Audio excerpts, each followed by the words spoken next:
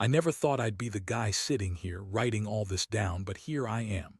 My name's Mark, and I've been with my wife Emily for nearly 10 years now. We met in college, fell in love fast, and got married 3 years ago. I always thought we were solid, no major issues, happy and in love. Or so I thought. The signs of trouble started small, like little cracks I didn't want to notice.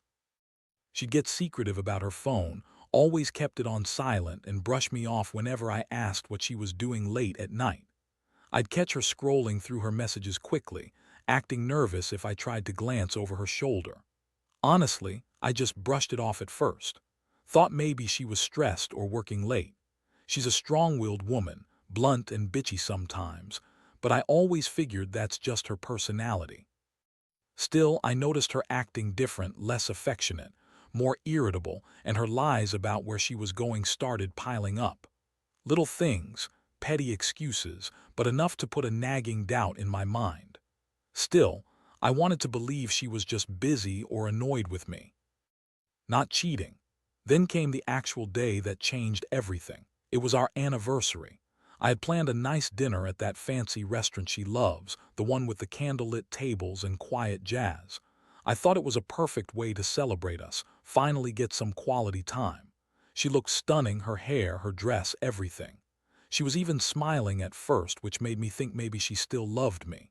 We ate, we laughed, we toasted to another year. And then I noticed her phone buzz twice, once during dinner and once when she thought I wasn't looking. She quickly silenced it each time. That was weird, but I ignored it. What really set me off was later that night when I started cleaning up after she went to bed. I found her phone on the nightstand, unlocked. Usually I don't touch her stuff, but I was curious. I saw a string of messages between her and someone named Chris. The messages were flirty, then downright suggestive. I saw her talking about sex, about how she still thought about him, how they missed each other. My stomach dropped. My wife, my partner, was cheating on me with her childhood best friend. Who the hell does that? And they've been sneaking around for months. I found out later, not just a one-time thing. This wasn't a slip-up, it was a full-on affair, and I was just blind to it. I stared at the screen, feeling everything collapse inside me. The anger, the betrayal, the heartbreak, all of it hit me like a ton of bricks. How long had she been lying? How many times had she lied about where she was? And Chris, her best friend, someone I used to trust. I remember feeling numb, then a hot wave of rage that made my hands shake. I wanted to scream, to break something, but I just sat there, staring at those messages. That's when I knew I couldn't ignore it anymore. This was the big lie she had been feeding me, and I had to confront her. I had to know what was real, what was fake, and what I was supposed to do with that knowledge. The next morning, I woke up feeling like I'd been hit by a truck. My mind was racing through every moment of the last few months, trying to piece together the signs I'd ignored. I knew I couldn't keep this bottled up anymore. I had to confront her, face her head on.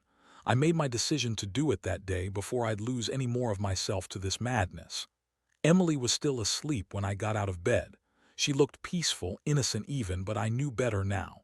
I grabbed her phone again just to see if anything had changed overnight. It hadn't. She still had those messages open. The one thing I didn't want was to be caught snooping, but I couldn't help myself anymore. I needed proof, I needed to hear it from her. I sat on the edge of the bed, took a deep breath, and then gently shook her awake. "Emily," I said softly but firmly. Her eyes fluttered open, and for a second she looked confused, like she didn't know what was happening. Then her face hardened, that bitchy look coming back. "What do you want, Mark? Can't a woman sleep in peace?" I looked her straight in the eyes and held up her phone. "I know about Chris," I said, voice trembling but trying to stay steady. Her eyes flickered, and for a moment I thought she was going to deny it. Instead, she rolled her eyes and sat up, crossing her arms. "Oh, that, look, I don't know what you saw, but you're overreacting." Her words were like knives. I saw right through her lies. "Overreacting? You've been sneaking around with her for months, haven't you? How long has this been going on, Emily? Don't lie to me. I saw the messages. I saw what you said about sex, about missing him, about how much you want him. How long has this been happening?" She scoffed, brushing her hair back. "You're crazy, Mark. You always blow things out of proportion. Chris is just an old friend. We're not doing anything. You're just jealous and paranoid. Maybe you're the one with the issues, not me." I clenched my fists so hard I thought my nails might cut into my palms. Stop lying, I know everything. The late nights, the secret texts, the way you're always on your phone. You've been lying to my face for months, Emily. How many times did you lie about where you were? She rolled her eyes again, a smirk on her face. I was tired of your accusations, that's all. Maybe you're the one who's been cheating on me mentally, accusing me of things I didn't do. I don't owe you explanations for every message I get. Maybe I was talking to Chris about sex because he's my best friend and I trust him. Does that make me a bad person, or are you just insecure? That struck a nerve. I felt like my blood was boiling. It was one thing to find out she was cheating, but the way she was twisting everything, making me out to be the jealous psycho, it was too much. I stared at her, trying to process what she was saying. It was all bullshit. She was lying, deflecting, trying to make me look like the villain. I knew I had to do something more than just argue. I needed to turn the tables, get her to admit everything, to see how deep this went. That's when I remembered the emails I'd found last week, buried in her inbox. I'd ignored them at first, but now I realized their importance. I pulled out my phone and opened her email account, scrolling through her recent messages. There was more than just flirtation with Chris. There were plans, dates, even pictures she'd sent him of herself in lingerie. I saw the times she told him she was feeling lonely, how she wished he was there with her instead of me. It was all laid out in black and white. I confronted her again, showing her the emails on my phone. Her face drained of color. She tried to snatch the phone away, but I held it out of her reach. "This isn't just some flirtation," I said bitterly. "You've been having sex with him, haven't you? You've been sneaking around, lying to my face for months. How many times have you slept with him behind my back?" Her eyes welled up with tears, but there was still that sneering attitude, like she couldn't care less. "Fine," she said through clenched teeth. "Maybe I did. Maybe I've been with him, but it's over now. I'm done with him and I'm done with you, Mark. You've always been so controlling and insecure. Maybe I deserve better than this. I deserve someone who actually trusts me." That was the moment I realized I wasn't getting the truth anymore. She was looped in her own lies, trying to spin this into some kind of betrayal of her own. I was furious. Betrayed, humiliated, and disgusted, I told her to leave. I didn't want her in my house, in my life anymore. I told her she was dead to me, that I never wanted to see her again. Her tears only made everything worse. I had no idea how to even look at her after that. I felt like I'd been punched in the gut, and suddenly I saw everything I thought I knew about her and us shattered beyond repair. After she packed her bags and left, I stayed in the house alone, feeling like I was in some kind of nightmare. The silence was deafening. I kept replaying everything, the fake smiles, the lies, the way she dismissed my concerns like I was the crazy one. I thought I'd be relieved to finally know the truth, but instead I just felt hollow. The betrayal ran so deep I didn't even know what to feel anymore. Anger, sadness, disgust. It all mixed together into this terrible mess I couldn't sort out. That night I stayed up, staring at the empty spot where she used to sleep. I went through all the messages again, trying to understand how I missed this for so long. How did she manage to hide it so well? How many nights had she spent with him, lying next to me or pretending everything was fine? The whole thing made me question everything I thought I knew about her, about us. I'd always believed she was honest, bitchy maybe, but honest. Turns out she was just a master manipulator. By dawn, I knew I had to do something. I couldn't just sit here and mope. I decided to plan my revenge, not just to hurt her, but to make her feel what it was like to be played. I wanted her to understand what a betrayal like this does to someone. I started gathering all the evidence I could, saving screenshots, copying her emails, and even hacking into her social media accounts. Not proud of it, but desperation makes you do crazy stuff. I wasn't just going to let this slide. I was going to make sure she paid for her lies, for the way she used me like some kind of fool. My anger grew with each passing hour. I thought about how she'd always been bitchy, how she'd cut me down with her words, and now I saw that she'd been doing the same thing behind my back. The worst part was not knowing how many people she'd hurt, or if she'd be doing it again once she thought she'd gotten away with it. I wanted her to feel the same pain I was feeling, humiliated, betrayed, broken. That's when I decided on my plan. First, I contacted Chris. I didn't want to confront him directly yet, not until I had all my ducks in a row. I found his number and sent him a message, something vague but threatening enough to make him worry. I told him I knew about their affair and warned him to stay away from her if he valued his reputation. Then I contacted a lawyer just to see what my options were. I didn't want to ruin her life, but I wanted her to know I wasn't going to let her get away with this. I was going to hit her where it hurt, in her ego, her pride, and her sense of security. I also thought about going full scorched earth and leaking everything online. All the messages, all the emails, every lie she'd told. But I hesitated. I didn't want to be that guy, the one who burns everything down. Still, the temptation was there. I wanted her to feel exposed, vulnerable, humiliated. I wanted her to realize how deeply she'd screwed up. I knew I was capable of doing something reckless, but part of me held back because I didn't want to be like her, selfish and spiteful. In the meantime, I went through my own emotions. It was a roller coaster. I'd feel furious one minute, then utterly crushed the next. I'd remember the good times and wonder if any of it was real. Was I just blind to her true nature? Or was she just good at pretending? My mind kept circling back to the moments when she was sweet, loving, and how she made me feel like I was the only one. That feeling now seemed like a distant memory, replaced by this gnawing sense of betrayal. I started questioning whether I wanted her back, whether this marriage was worth saving. Honestly, I didn't know. Part of me still loved her, but another part hated her for what she did. I told myself I'd give it some time. Maybe I'd forgive her someday, maybe I wouldn't.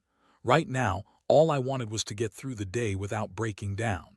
And that's where I am, standing at a crossroads trying to figure out what's next, while the pain of her betrayal eats away at me. The days that followed were a blur of emotion and planning. I threw myself into work just to keep from spiraling completely, but even that didn't help much. Every time I sat still, her face haunted me, her sneering, her tears, her lies. I kept replaying the confrontation over and over, trying to understand how I missed the signs. How could I have been so blind? For so long, I thought we were a team, building our future together. Instead, she was sneaking around behind my back, playing me for a fool. I remember sitting on my couch one night and opening up her social media accounts. I wasn't proud of it, but I needed to see what else she'd been hiding. That's when I discovered she'd been talking to other people, not just Chris. There were messages from a few guys she'd been flirting with, even meeting up with some of them. She'd been living this double life, and I had no idea. It made me sick to think about all the times she'd been lying right to my face. I felt a mix of anger and helplessness. I wanted to lash out to make her pay for what she did, but I also knew that revenge had to be calculated. I couldn't just blow up my entire life without thinking of the consequences. So I kept gathering evidence, building my case. I wanted her to feel the full weight of her betrayal. I started planning how I'd confront her again, but this time with everything laid out, all the messages, all the lies, all the times she'd deceived me. One night I finally decided to call her. I told her I needed to talk, that I'd found out more than I ever wanted to know. She answered with her usual bitchy tone, acting like I was bothering her. I told her I knew about her other guys, about the stuff she'd been hiding. Her reaction was pure arrogance. She said, "Oh, Mark, you're overreacting. I don't have time for your dramas. I'm done with this. I don't owe you explanations." That pissed me off even more. She was so dismissive of what she'd done to me. I told her that I wasn't going to just let her walk away from this, that I was going to make her regret it. I didn't specify what I was planning, I just wanted her to know I was serious. I wanted her to feel some shred of guilt, some sign that she shouldn't have betrayed me like this. But inside, I was scared. Scared that I'd lost her forever, scared that I'd never trust anyone again. That's the thing about betrayal. It leaves a scar that doesn't fade easily. The thing that really hit hardest was realizing that she didn't even seem sorry. Her tears, her lies, they didn't mean anything. She just kept spinning her stories, making herself the victim, painting me as the jealous idiot. It was infuriating. How could someone so bitchy and selfish be capable of ruining everything we had? I felt like I was losing my mind, caught between wanting to scream at her and just breaking down in tears myself. I knew I had to make a decision. Do I fight for us? Do I try to forgive her and move on? Or do I cut my losses and walk away? The truth is, I didn't want to admit it, but part of me was already thinking about leaving. I'd built a life with her, but she'd torn it apart with her lies and her sex with Chris. I can't forget that. I don't think I could ever trust her again, not fully. And if I stayed, I'd just be waiting for the next betrayal. So here I am, still in this mess, trying to figure out what's next. Part of me still loves her, but I know I deserve better than someone who cheats and lies. I just wish I knew how to move forward without feeling like I lost myself in the process. That's the thing about betrayal. Once it happens, everything changes. You can't go back to the way things were, no matter how much you want to. And honestly, I don't know if I'll ever be the same again. After that night's call, I knew I had to do something more concrete. Sitting around feeling sorry for myself wasn't going to fix anything. I decided I'd get some space, clear my head, and figure out what I really wanted. I told her she could stay away for a while, give us both some breathing room. Honestly, part of me hoped she'd come back apologizing, but deep down, I knew that was wishful thinking. She was the type to lie her way out of everything, so I had to prepare myself for the possibility that she might never truly own up. I started making some serious moves, talking to a lawyer, figuring out my options. I wasn't planning to divorce her right away, but I wanted to be ready. I also started reaching out to some friends, just to have people I could talk to. I needed support, people who wouldn't judge me but understood how gut-wrenching this all was. I didn't want to be that guy who gets played and just caves, so I decided I'd channel my hurt into a plan to make her realize what she threw away. Meanwhile, I kept digging into her digital life. I wanted to have everything documented, proof of the affair, her lies, everything. I wasn't going to let her manipulate me anymore. I didn't trust her words, her tears, or her fake apologies. I wanted facts, raw and unfiltered. I also started thinking about how I'd confront her again once I had everything in place. I knew I couldn't just tell her I knew the truth and expect her to come clean. No, I needed her to see that I was serious, that I had evidence, and that I wasn't going to be her punching bag anymore. One afternoon, I received a message from her. I wasn't expecting it, but I wasn't surprised either. She texted me saying she was sorry, that she never meant for it to happen, that she loved me, but she was just so frustrated lately. Classic. She spun the same bullshit. I read it and just shook my head. I knew it was manipulation. She was trying to guilt me into taking her back. But I wasn't buying it. I was tired of her lies, tired of feeling like I was just some fool she could play with. That's when I decided to give her a taste of her own medicine. I responded with a simple message. I knew everything. About the sex, the other guys, the sneaking around. I told her she could keep her lies. I'd already seen enough. I warned her to stay away, that I was done pretending I didn't know. I wanted her to understand that the jig was up, that I wasn't some submissive husband anymore. I was done being the guy she could walk all over, the guy who took her shit and still smiled. The fallout was immediate. She called me, crying, begging, trying to spin some new story. But I cut her off. I told her I'd had enough of her lies and I wasn't interested in her excuses. I told her she had one chance to tell the truth, either come clean or walk away for good.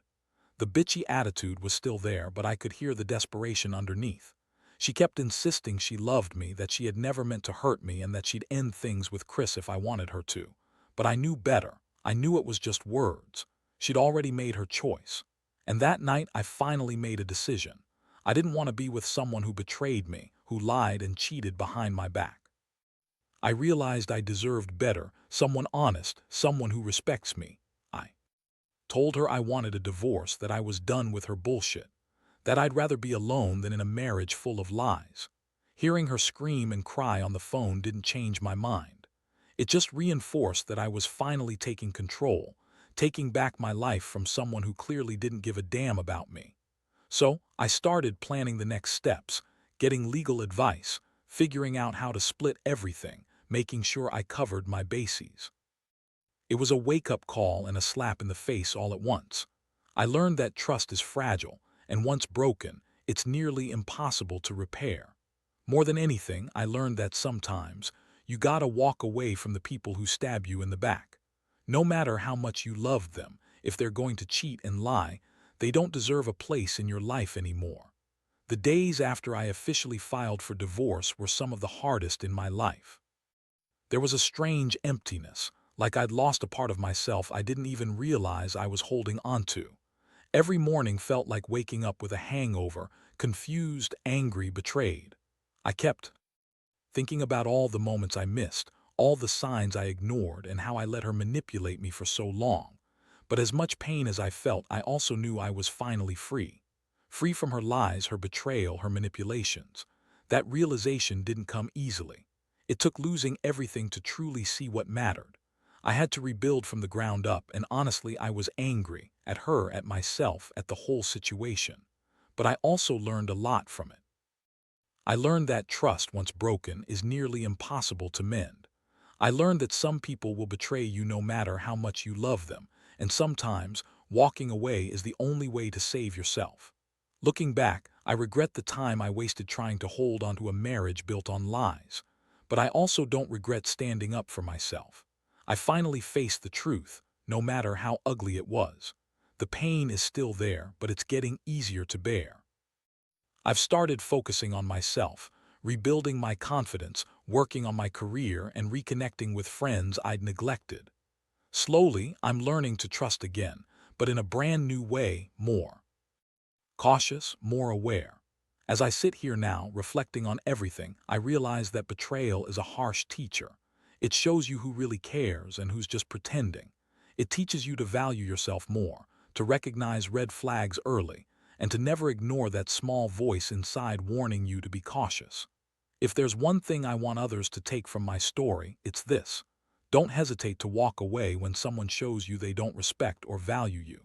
Your happiness and self-worth come first. I don't know what the future holds, but I do know I'm better off without her. The love, trust, and respect I thought I had were all a lie, something she used to manipulate and control me. But now I'm reclaiming my life one step at a time. And if there's one lesson I can pass on, don't let someone else's betrayal define you. You're stronger than you think, and eventually the pain fades, replaced by your own resilience.